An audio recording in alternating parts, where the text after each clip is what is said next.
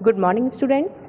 मैं गुंजन शर्मा संस्कार public school से अपनी पढ़ाई को जारी रखते हुए आज हम रसखान के तीसरे सवैये की व्याख्या करेंगे। आप सभी ध्यानपूर्वक सुनिएगा। बच्चों, इस सवैये में गोपियों की कृष्ण का प्रेम पाने की इच्छा और कोशिश का वर्णन किया गया है। मोर पखा सिर ऊपर राखे हों, गुंज की माल गरे पहिरोंगी।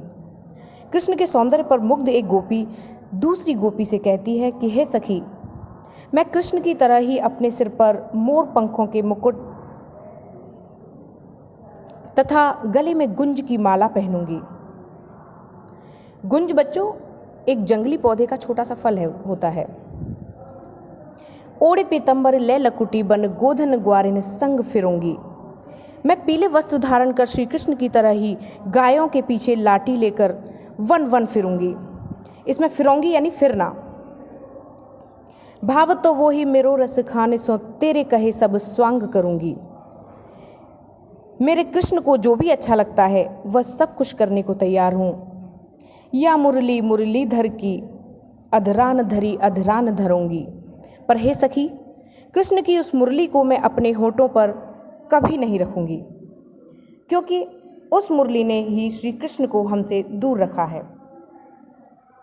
बच्चों, इसमें गोपियाँ मुरली के प्रति अपनी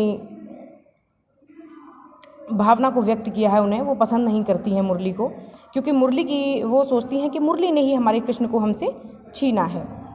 बच्चों, हम अपने आगे के सवैये को समझेंगे। इस सवैये में बच्चों गोपियाँ कृष्ण को रिझाने की कोशिश कर रही हैं। कानन दे अंगुरी रहिबो जब ही मुरली धुन मंद बजे हैं।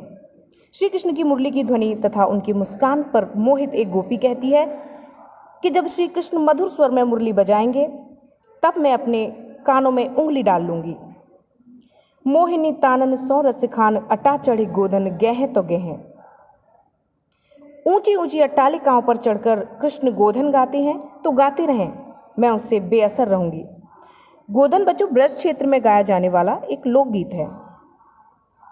तेरी कहो सिगरे ब्रज लोगने काले को कितनों समुझे हैं। मैं ब्रज के लोगों से चिल्ला कर कहना चाहती हूँ कि कल को मुझे कोई कितना भी समझाए, मायरी वामुख की मुस्कान संहारी न जय है न जय है न जय है। मुझे कोई कितना भी समझाए पर श्री कृष्ण की एक मुस्कान पर मैं अपने वश में नहीं रह सकूंगी। मुझ पर उस मुस्कान का जादू अवश्य ही चल जाएगा। बच्चों, ये थे हमारे रसखान के चारों सवैये। 2 हमने पहले आपको एक्सप्लेन कर दिए थे और 2 अभी मैंने आपको एक्सप्लेन किए हैं। आप सभी एक बार फिर इन सवैयों को ध्यान से पढ़ेंगे और इनकी व्याख्या करने की कोशिश करेंगे। आशा करती हूँ आपको ये सवैये की व्याख्या अच्छे से समझ में आ गई होगी। धन्यवाद।